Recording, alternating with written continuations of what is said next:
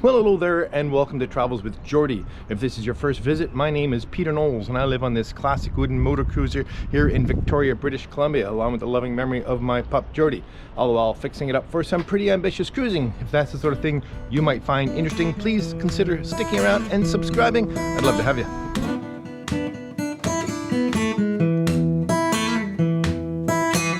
Well, then this week is a little more catching up on systems as I get ready for some proper woodwork next week. If you've been following along, you'll remember that I have kind of not finished a freshwater flush and windshield washer system, as well as a couple other little things that I hope to get to. Well, let's just dive right in. And as always, I'd really like to thank my supporters on Patreon and PayPal. It's you kind folks that keep the show going. Thanks a lot. All right then, picking up where we left off, here are the two solenoid operated water valves in the freshwater system. One to send freshwater forward to the windshield washers and one to send freshwater down to the engine for the raw water flush system.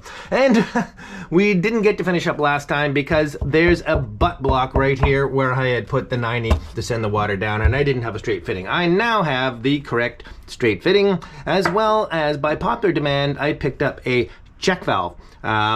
And this will absolutely remove the possibility that any seawater from the raw water system works its way back into the freshwater system. I think that was probably very, very unlikely anyway, because of course this is a one-way solenoid valve, and really there's no pressure on the other side at all. But there's no harm throwing this in here just in case. So that's going to run down into the bilge via this reinforced tubing down under here somewhere, past this beautiful aluminum fuel tank and into the engine box, which is through there. Well, if we swing you over here, you can see that it's going to come through the corner very much like the wires do for the engine, down under here somewhere, and then into this T, which I'm assembling to put into, I don't know if you can see, down here on the raw water inlet to the strainer.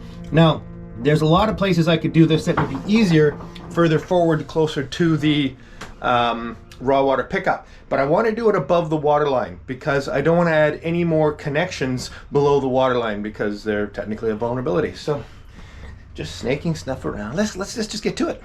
All right, first step is going to be enlarging this hole so that it doesn't get too cramped and I can put the water through a lower level here. Now this is relatively stressful because right back here is my beautiful new aluminum fuel tank, and I do not want to put the slightest nick in it. So what I'll do is I'll take this piece of wood and I'll slide it in here, perhaps you can see it, when I'm drilling down into here, so there's no chance of any disasters.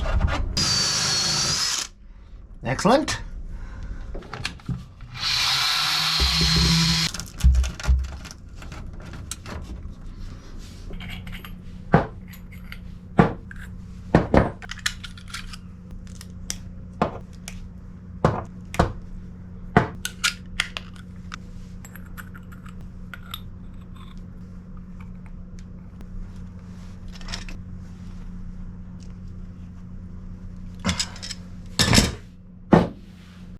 I'm going to take advantage of this opportunity to improve the alignment of the final section of the raw water hose to the engine here, because when I added the engine box I moved the sea strainer out and it actually brought it a little bit too close, and this needs a little less hose.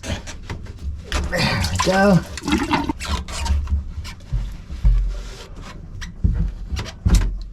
I'm so glad these were on here recently. So if that was there and this is here,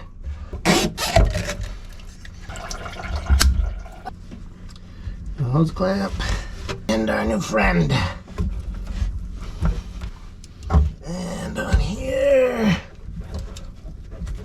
and on to here. I'll fish this through, put it on here in anticipation of deciding what angle I think that should be at. Maybe, I think straightforward is just fine. Very nice. Okay.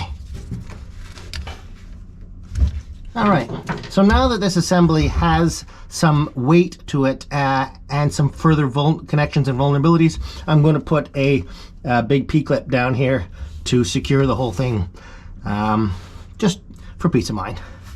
And this one goes back on.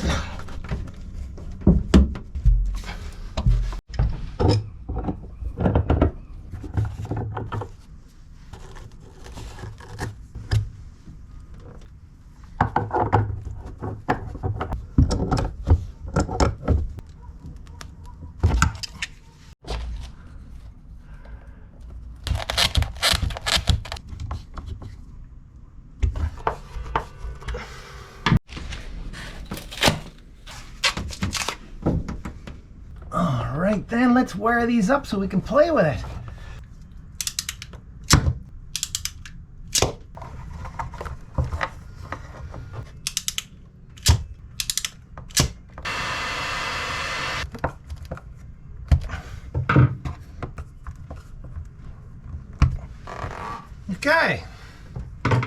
Okay, so we're wired up, but before we start playing with the engine flush, let's attach the forward hose for the windshield squirt so we can wrap up the open part of the bilge here. Anyway, I have to acknowledge that this fitting is also incorrect because it's a 1/4 inch fitting and I got 5/16 tubing. Easily rectified.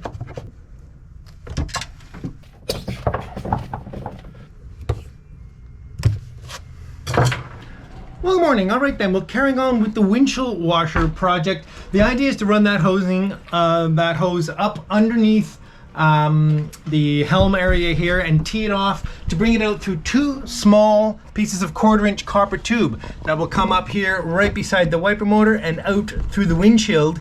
And then I'm going to try a couple of different things. Either that piece of 1/4 inch copper tube will simply point up and squirt fresh water all over the windshield, which then I can wipe down to rinse off salt spray, or possibly attach this lovely rubber hose to it and zip tie it to the arm so that it will spread that water a little better, or possibly get some of these little on-arm squirt nozzles, which may work very, very well. So I'm going to play with that a little bit. The trick now is getting some copper tubing, and I thought I had some aboard, and I just walked an hour each way to the local hardware store, and no one seems to have copper tubing anymore, so I have a solution. However, that solution means going to get my truck and driving to another store. Oddly enough, it's silent right now for a strange reason, but there is a massive protest going on in Victoria today, and almost all the streets are blockaded. So I'm not even sure I could get my truck out or back into the downtown core, but I still have a solution. And that solution is that my truck is absolutely riddled with 1/4 inch copper tubing. For those of you who've been following along since way back, Riverport Rovers way back, you'll know that my truck at one point had air suspension, and that air suspension was fed with 1/4 inch copper tubing. Tons of it! So I'm just gonna go pilfer some off of it. So here we go with my salvaged copper. It's getting that nice bronze looking patina. Of course it's copper. So first off, I'm just going to clean up the cut ends so I can tell really what I'm working with here, and then I'll start to figure out how we're going to weave that outside the windshield. Let's just clean these up just a little.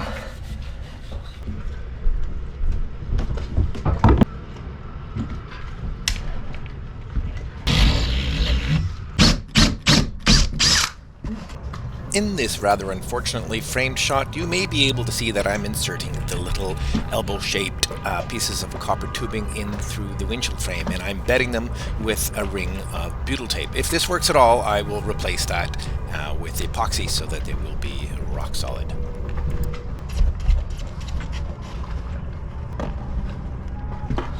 Okay, folks, this is it. I'm just gonna jump in and try this. Let's see what we get. Oh, it works! Whoa, no! Yeah, this one blew off. I got a little excited ahead of myself. Lloyd, a friend of mine, came down the dock and I wanted to show him, but it was a bit early. I got to put a few more hose clamps on things before I actually put domestic water pressure on, because my domestic water pressure pump is 70 psi. And you'd think just going through that little bit of 1/4 inch tubing it would be no problem, but anyway, so far so good. There we go. Okay, let's try that again. Please don't squirt all over the place. Oh, gonna adjust this one a little bit so it goes a little bit higher. There we go. I love it. Wipers, squirt. Now I think I can actually do a little bit better. Although I'm relatively pleased with that, but I think when there's wind and other sorts of conditions, it may not be ideal. So I'm hoping to try some of those on-arm sprayers to see if that works any better. But my gosh, that is... All right then, well that was a lot of fun. Let's play with the freshwater raw water cooling system, flush system. So here's the, you've seen it before, the sea strainer for the raw water. And one of the other great things about this system is it also allows me to, I'm just gonna put the gasket back on so I can put this back on quickly.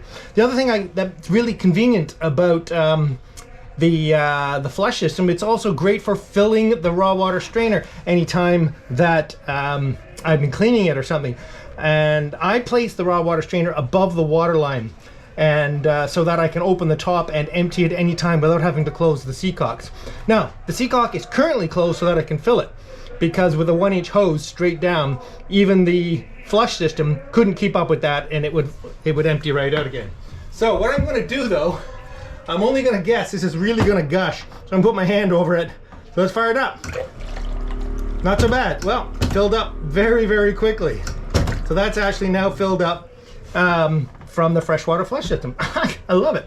Making it very easy to then bleed it and set that up. But what I want to test, and which is why I've actually closed the seacock, I want to make sure that the freshwater flush system provides more water than the engine needs. And the reason for that is, my whole theory is based on running the freshwater flush system while I'm still running the engine to completely purge all the salt water out of the cooling system. And that only makes sense if in fact it does. A few people commented, and of course everyone's wondered, will there be some seawater still coming in? So here's my system. Get a little of this. Well, no, it's just bubbles. I'm going to run the freshwater flush while the engine's running, while the top of the sea strainer is off and the through hull is closed. Okay, the logic here being the only water available for the engine to cool is the fresh water going into the sea strainer and down into the engine. So if the freshwater flush can't keep up, in other words, the engine needs more water than this can keep up with it, then I'm not providing enough water. If this is overflowing while I'm running the engine and the freshwater flush, I know that I'm exceeding the amount of water and it will flush it properly.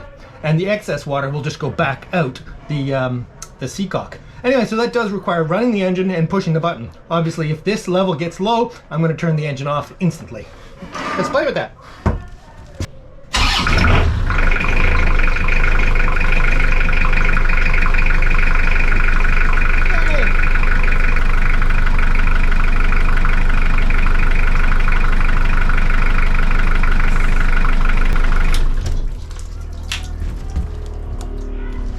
So that absolutely definitively proves that the freshwater flush system provides more water than the engine can need, so that excess water will go back out the through hull, and so I know I'm going to get a full flush. What I did there, I don't know if you could tell, is I actually turned off the freshwater flush for a bit, and you can see the engine consumed some of the water out of the strainer, turned it back on again, and it easily caught up. So, success!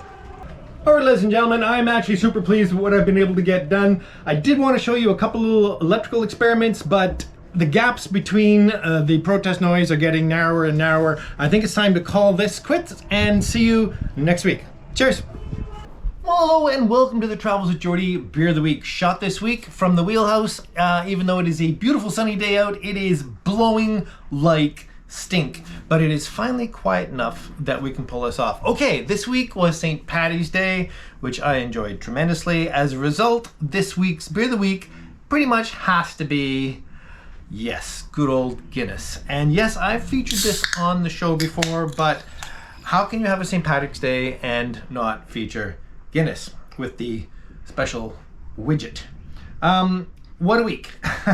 This has been a very interesting week. It may not have actually played out in the show all that much, but I think you get a sense that there's a lot going on in Victoria these days, being the provincial capital of British Columbia, and I'm 150 yards from the provincial legislature. If people are annoyed about anything, I'm gonna have to listen to it. And this week was a marathon. The last couple of days, apparently there is a massive convoy of trucks completely clogging up the Main Street 2 blocks from here. Today was very, very interesting. Anyway, cheers to you all. Guinness, well, you all know it well.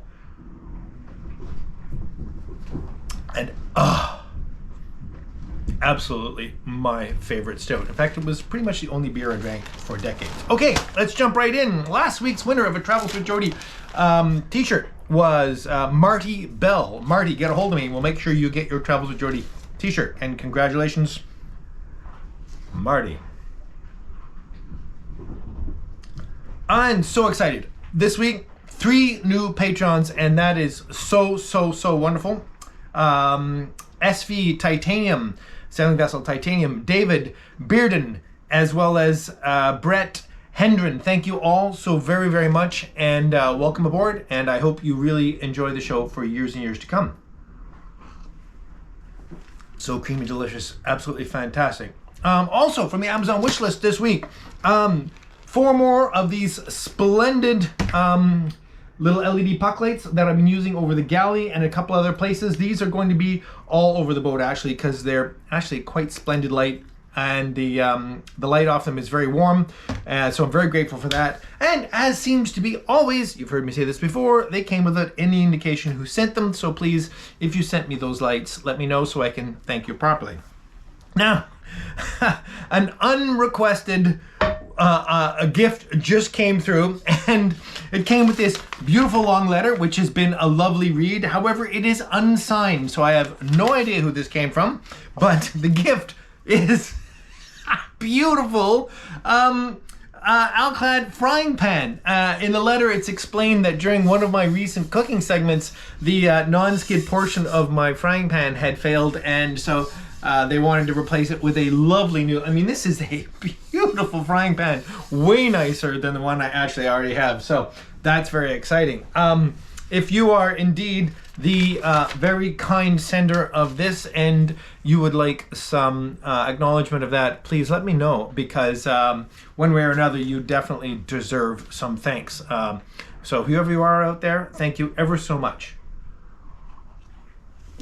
And cheers. All right, well, we can just dive right in to the Travels with Geordie word of the week. The word of the week this week will be unrest. What are you going to do with unrest? So I'm going to give it to you this way. Simply use the word rest, but what's on my mind is unrest. It really is unrest. Cheers. See you next week.